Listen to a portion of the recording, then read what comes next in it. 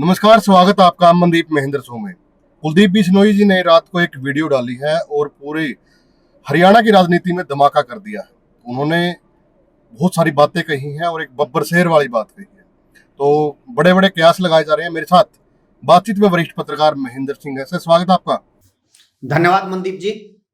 Sir, video देखी होगी, पूरे हरियाणा के अंदर चर्चा है। क्या कुछ कहेंगे, क्या कुछ कैसे देखते हैं सर आप इसको?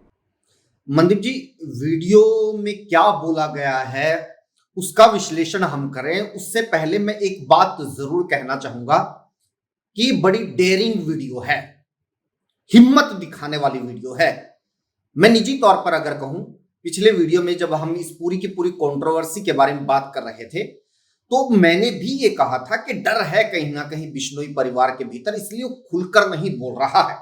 लेकिन हमारी खुद की स्टेटमेंट को बहुत सारे जो कयास इर्द गिर्द कुलदीप बिश्नोई के लग रहे थे, बिश्नोई परिवार के लग रहे थे, उन कयासों को एक तरह से नकारते हुए कुलदीप बिश्नोई ने जो कुछ बोला है, मतलब उन्होंने अपनी तरफ से कसर नहीं छोड़ी है।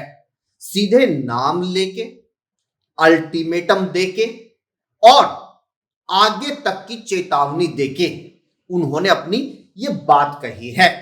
और ये मुझे लगता है कि दूसरा ऐसा मौका है जो हाल फिलहाल की राजनीति में अगर देखा जाए, कुलदीप बिश्नोई की आप आलोचना करें चाहे विरोध करें, आप उनके समर्थक हो या फिर विरोधी हो, लेकिन दो मौकों के ऊपर जो उन्होंने किया है वो आपको शायद सही ही लगेगा।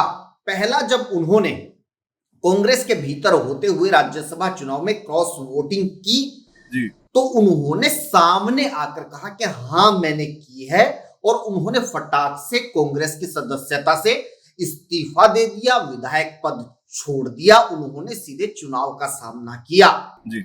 जो आज विधायक नहीं कर रहे हैं और बहुत बार नहीं करते हैं। नाम छिपाते रहते हैं, किसी न किसी तरह पार्टी में बने रहते हैं ताकि सदस्यता बची रहे। वो एक बहुत ही डेयरिंग काम था। और दूसरा ये मौका है जब उन्होंने, हालांकि टाइम लगाया उन्होंने आते आते, लेकिन जब उन्होंने विरोध जताना चाहा तो बीजेपी के भीतर रह के इतना मुखर तरीके से बहुत कम ऐसे नेता है जो बोल पाते हैं, और जो अब तक बोले हैं आप उनका हश्र देखेंगे तो किसी की हिम्मत नहीं होगी बीजेपी के भीतर रह के इस तरह की भाषा बोलने की या इस तरह का विरोध या बगावती सुर अपनाने की। तो अब रेखा शर्मा से लेके उन्होंने मोहनलाल बडोली दोनों तक को अपने बयान में लपेटा है। अल्टीमेटम बीजेपी को दिया है, यहां तक कह दिया है कि मेरी वजह से बीजेपी की सरकार बनी है और मुझे मजबूर मत कीजिए आपको अर्श से फर्श पर लाने में।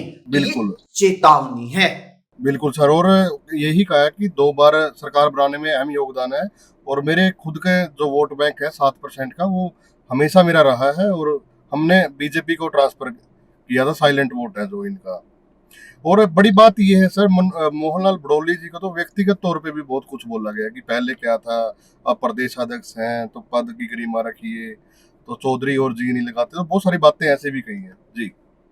हाँ, जबकि मोहनलाल बडोली ने कोई कुलदीप बिश्नोई के अगेंस्ट या भजनलाल के अगेंस्ट कोई ऐसी बात नहीं बोली थी, क्योंकि अब वो स्वर्गीय हैं तो इसलिए अगर हम लोग चाहे बेशक पत्रकारिता के क्षेत्र में हैं, अगर हम लोग भी चौधरी लगा दे, सम्मान में स्वर्गीय बोल दे तो इसमें कोई बुराई नहीं है। लेकिन अगर फ्लो में, जैसे अभी मैंने बोला भजनलाल, तो इस बात से बुरा भी नहीं मानना चाहिए क्योंकि ये उनका नाम था और ये होता जरूरी नहीं है कि फ्लो में। हालांकि जब मोहनलाल बडोली बोल रहे थे उन्होंने एक बार जी का इस्तेमाल किया था, तो इस बात से तो शायद कुलदीप बिश्नोई को बुरा नहीं मानना चाहिए था।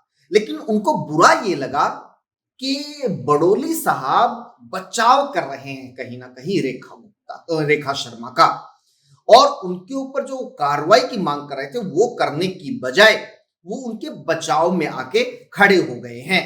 अब एक तरह से देखा जाए कि कांग्रेस, माफ कीजिएगा, बीजेपी जो है वो रेखा शर्मा के साथ है। अगर प्रदेश अध्यक्ष उनके पक्ष में बोल रहे हैं तो वो उनके साथ है। तो अब ये लड़ाई सिर्फ इतनी भर नहीं रही है कि भी रेखा शर्मा बनाम कुलदीप बिश्नोई, इतनी भर लड़ाई नहीं रही है। अब ये लड़ाई एक तरह से कुलदीप बिश्नोई, बिश्नोई परिवार वर्सेस बीजेपी की हो गई है। अब ये लड़ाई क्या मोड़ लेगी? जी। और जो जो बात बोली है कुलदीप बिश्नोई जी ने कि अर्श से फर्श तक लाने में कोई ज्यादा वक्त नहीं लगता, तो क्या बड़ा फैसला ले सकते हैं कुलदीप बिश्नोई जी अगर बात करें तो? जी। देखिए, दो तीन चीजें हैं। एक तो ये है कि आज पूरे देश की जो राजनीति है और हरियाणा की जो राजनीति है, तो कोई नेता इस तरह का रिस्क नहीं लेगा कि भाई सत्ताधारी पार्टी को छोड़ के, सत्ता को छोड़ के वो कांग्रेस में चला जाए या पहले की तरह अलग पार्टी बना ले, क्योंकि वो ये चीज करके देख चुके हैं कुलदीप बिश्नोई, ये सब आजमा चुके हैं, तो ये संभव नजर नहीं आता। लेकिन कुलदीप बिश्नोई का जिस तरह का नेचर रहा है कि वो ये तमाम चीजें रिपीटेडली करते हैं, जी। वो कांग्रेस छोड़ के कांग्रेस में आ जाते हैं, वो बीजेपी का साथ छोड़ के बीजेपी में चले जाते हैं, तो वो ये कर भी सकते हैं। लेकिन बात ये है कि अगर वो पार्टी छोड़ते हैं, छोड़ के कहां जाएंगे? क्या वापस कांग्रेस में आएंगे? और फिर कांग्रेस में आने के बाद क्या फिर इनकी वही उम्मीद रहेगी कि वही उनका रुतबा हो, उसी तरह से कुछ सीटें, कुछ टिकटें उनके हिसाब से मिले, उनको सीएम बनाए जाने के नारे लगे? क्या अब ये वापस कांग्रेस में आने के बाद संभव है? हालांकि कांग्रेस में सब कुछ संभव है। जी। कांग्रेस में अगर वो आज आके ज्वाइन कर लेते हैं तो कल से उनके नेक्स्ट सीएम के नारे लगने शुरू हो जाएंगे, ये कांग्रेस में संभव है। जी। लेकिन क्या वो ये रिस्क लेने के लिए तैयार हैं? अब रिस्क लेने के लिए तैयार हैं या नहीं हैं, ये इस बात के ऊपर निर्भर करता है कि आज उनकी बीजेपी में जो स्थिति है, क्या वो इससे सेटिस्फाई हैं? वही बात है ना सर, वही बात। सांसद की टिकट नहीं मिली, जी। बेटे नहीं जीते, किसी तरह का कोई पद, कोई जिम्मेदारी उन्हें नहीं दी गई, राज्यसभा में नहीं भेजा गया, केंद्र में नहीं ले जाया गया, संगठन में कोई बड़ा पद नहीं दिया गया, तो एक तरह से पूरी तरह बीजेपी ने बिश्नोई फैमिली को दरकिनार कर दिया है, बिल्कुल हाशिए पे लाके छोड़ दिया है। और शायद ये सारी कैलकुलेशन लगाने के बाद कुलदीप बिश्नोई ने ये सोचा है कि भाई आप सब कुछ खो तो चुके ही हैं, जी। अब किस चीज को बचाने के लिए आप चुप रहेंगे, आप समझौता करेंगे? शायद ये सारी कैलकुलेशन लगाने के बाद उन्होंने आगे आकर बोलने का फैसला लिया है। अब यहां पर दो चीजें हैं। कांग्रेस जैसी पार्टी होती तो शायद दबाव में आ जाती, और उसके बाद अगर कांग्रेस सत्ता में होती, कई बार ये हुआ है कि बहुत सारे लोगों ने अपना पोर्टफोलियो चेंज करवा लिया, अपना कोई नया पद ले लिया, कांग्रेस अगर सत्ता में हो, कांग्रेस के हाथ में अगर पावर हो, तो ये कांग्रेस में होता था। लेकिन बीजेपी में ये चलन हमें नजर नहीं आता। बीजेपी में बहुत बार ये देखने को मिलता है कि नेता लोग अगर बोलने लग जाते हैं तो वो बोलते रहते हैं, बीजेपी को फर्क नहीं पड़ता। अब कुलदीप बिश्नोई के बोलने से क्या फर्क पड़ेगा? क्या हम जो देखते हैं कि सीधे मुख्यमंत्री जाते हैं अपने किसी भी नाराज नेता को मनाने के लिए, क्या मध्यस्थता करने के लिए वो जाएंगे, उनको मनाने के लिए जाएंगे? क्या मनोहर लाल खट्टर अब रोल में आएंगे? इसके बाद कुलदीप बिश्नोई को लेकर पार्टी लाइन क्या होगी? जी, तो उनके कार्यकर्ता किसके पक्ष में बोलेंगे? क्या ऐसा भी हो सकता है जिस हिसाब से बीजेपी लगातार दरकिनार कर रही थी, तो जानबूझ के ये चीजें करवाई जा रही हो कुलदीप बिश्नोई के खिलाफ, ताकि वो खुद ही पार्टी को छोड़ दे, कुछ ऐसा? नहीं, ऐसा तो मुझे लगता नहीं कि बीजेपी इस तरह की कोई कोशिश करेगी, क्योंकि बीजेपी अभी भी ऐसी स्थिति में है कि आ जाओ, जिसको आना है आ जाओ और लोग जुड़ जाओ। बीजेपी अभी कांग्रेस वाली सिचुएशन में नहीं आई है कि कांग्रेस जो कोशिश करती है कि भी जाओ, तू भी चला जा, तू भी चला जा, तू भी चले जा, तू भी छोड़ जा, और फिर है ना खुद कांग्रेस के नेता खुश हो जाते हैं, राहुल गांधी मंच पे खड़े होकर तालियां बजवाते कि देखो सारे छोड़ के चले गए, मुझे किसी की जरूरत नहीं है। और हाँ, राहुल गांधी का जिक्र आ गया तो राहुल गांधी अपने कार्यकर्ताओं को बब्बर शेर बोलते हैं। कुलदीप बिश्नोई ने ये चर्चा भी है पूरे हरियाणा में, बोला है। ये चर्चा भी चल रही है।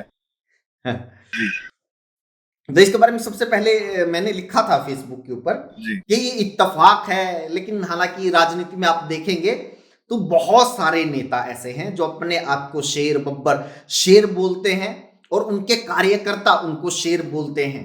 बहुत सारे नेताओं को ये टैग मिल चुका है। खुद नरेंद्र मोदी को उनके जो समर्थक हैं वो शेर बोलते हैं। ये चौधरी बीरेंद्र सिंह है, उनको वो शेर बोलते हैं उनके समर्थक। जी। अब कुलदीप बिश्नोई खुद को बोलते हैं, उनके समर्थक भी उनको बब्बर शेर बोलते होंगे। जी, बिल्कुल। तो फिर क्या कुछ लग रहा है, क्योंकि कुलदीप बिश्नोई जी का तो आदमपुर भी जा लिया। पहले आदमपुर का ये होता था कि गढ़ है उनका और ये सीट तो उनकी रहती है, लेकिन बीजेपी में जाने के बाद तो उनका आदमपुर भी उनके हाथ से चला गया। जी। ये सबसे बड़ा झटका है।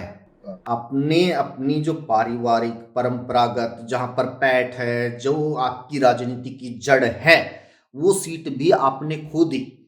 और ये मान के चलिए कि कुलदीप बिश्नोई एक ज़माने में, क्योंकि चौधरी भजनलाल के परिवार से आते हैं, उनकी विरासत बहुत लंबी है, पूरे हरियाणा में उनका प्रभाव था। तो वहां से सिमटते-सिमटते वो एक टाइम पर हिसार तक सीमित हो गए थे कि भी हिसार की पॉलिटिक्स कर लें। लेकिन हिसार में भी उनको टिकट नहीं दी गई बीजेपी की तरफ से। और फिर विधानसभा चुनाव में ऐसी स्थिति हो गई कि वो अपना हलका भी, उनके बेटे अपना हलका भी हार गए। तो यहां पर जो झटका लगा, उसके बाद उम्मीद ये थी कि भी एक वोट बैंक तो है उनका पुराना, जी। काफी लोग तो हैं उनके साथ। पैन हरियाणा, अगर भी कुछ नेता ऐसे हैं हरियाणा में जो पैन हरियाणा जाकर कहीं भी कार्यक्रम करें तो उनका स्वागत करने के लिए, चाय पानी का प्रोग्राम करने के लिए, करवाने के लिए कुछ लोग मिल जाएंगे। उनमें से कुलदीप बिश्नोई हैं। तो ये जब स्थिति आ गई कि भी वो अपने आप को हिसार तक सीमित कर ले, तो हिसार भी चला गया, फिर एक हल्के तक सीमित कर ले, वो भी चला गया। उसके बाद उन्हें उम्मीद रही होगी कि प्रदेश अध्यक्ष बना दें, वो उम्मीद टूट गई। राज्यसभा को लेकर बार बार कयास लगाए गए, वो उम्मीद टूट गई। राजस्थान में भी कई बार कोशिश हुई कि वहां पर किसी तरह का कोई एडजस्टमेंट हो जाए, क्योंकि उनका प्रभाव उस क्षेत्र में भी है। बिश्नोई बहुल काफी इलाके हैं वहां पर, तो उनका प्रभाव उस क्षेत्र में वहां पर माना जाता है कि उनको किसी तरह से वहां एडजस्ट कर लिया जाए, वो भी संभावना जीरो हो गई। उसके बाद आप ये मान के चलिए कि कुलदीप बिश्नोई अपने लोएस्ट पॉइंट पे हैं। अब राजनीतिक तौर पर उनके पास खोने के लिए कुछ नहीं है। अब यहां से या तो वो एक सेटिस्फाई हो जाए कि भी हो गया राजनीति, इसके बाद तो फिर संन्यास ही बचता है, या फिर यहां से अगर वो कुछ बगावत करते हैं तो शायद इससे एक पॉइंट आगे बढ़ने की ही संभावना है। इससे कम तो क्या हो जाएगा। जी। और इसके जैसे ना जो बयानबाजी की है, ये कोई हल्की बयानबाजी नहीं है। उन्होंने तो बल्कि जो बीजेपी के प्रदेश अध्यक्ष है मोहनलाल बड़ौली जी, उनको ये तक कह दिया कि जो साइकिल साइकिल वाले को हवाई जहाज पे बिठा दिया। और रेखा शर्मा के बारे में भी नौसिखिया, जिसको ज्यादा जल्दी पद मिल जाता है उसके पता नहीं होता भी क्या करना क्या नहीं। तो बहुत सारी ऐसे बातें की है। तो लग रहा है कि दोबारा ऐसा पैचअप हो सकता है बीजेपी के अंदर इनका, जो बातें इन्होंने की है। नहीं, वो तो 1 मिनट की बात है ये तो, क्योंकि भाई सत्ता में है बीजेपी, 1 सेकंड की बात है। अगर मुख्यमंत्री खुद कॉल करेंगे तो 1 मिनट में वो अपनी स्पष्टीकरण वाली वीडियो भी जारी कर देंगे। 1 मिनट की बात है कि वो रेखा शर्मा और उनके बीच में बातचीत करवा देंगे। तो ये कोई बड़ी बात नहीं है। लेकिन बात ये है कि इतने बगावती सुर अपनाए जाने के बाद जी। स्थिति ये है कि या तो वो जो कह रहे हैं कि भी रेखा शर्मा जी, मोहनलाल बड़ौली जी, ये लोग माफी मांगे, या फिर उनके ऊपर कार्रवाई हो। जी। क्या इन दोनों ऑप्शन की बजाय कुलदीप बिश्नोई सिर्फ इसी बात से खुश हो जाएंगे कि ठीक है जी, बात हो गई, गलतफहमी थी और ये दूर हो गई। और ये राजनीति में ये भी होता है, और ज्यादा संभावना मुझे निजी तौर पर ये लग रही कि ये हो सकता है। अब अगर राजनीति को यहाँ से, हरियाणा की राजनीति को यहाँ से कोई दिलचस्प मोड़ लेना है, बीजेपी की राजनीति को किसी और दिशा में जाना है, तो क्या पता कुछ भी हो सकता है। भविष्य के गर्भ में कुछ भी हो, हम इसका सटीक अंदाजा नहीं लगा सकते। जी, धन्यवाद सर बातचीत करने के लिए। जी, तो वीडियो को ज़्यादा से ज़्यादा आप लोग शेयर भी करें और आप लोग कमेंट जरूर करें, ताकि ये वीडियो की रीच आगे तक जाए और सब लोगों तक ये वीडियो पहुंचे। धन्यवाद।